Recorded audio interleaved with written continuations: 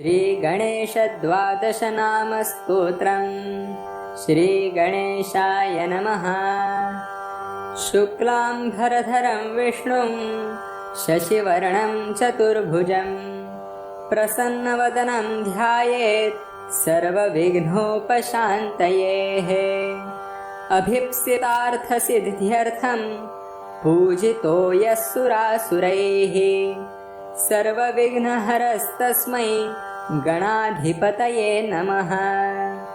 गणानामधिपश्चण्डो गजवक्त्रस्त्रिलोचनः प्रसन्नो भव मे नित्यं वरदातर्विनायक।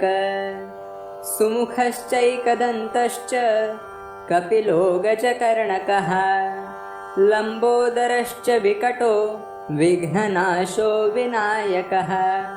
धूम्रकेतुर्गणाध्यक्षो भालचन्द्रो गजाननः। द्वादशैतानि नामानि गणेशस्य तु यः पठेत् विद्यार्थी लभते विद्यां धनार्थी विपुलं धनम्। इष्टकामं तु कामार्थी धर्मार्थी मोक्षमक्षयम्। विद्यारम्भे विवाहे च प्रवेशे निर्गमे तथा सङ्ग्रामे सङ्कटे चैव विघ्नस्तस्य न जायते इति मुद्गलपुराणोक्तम्।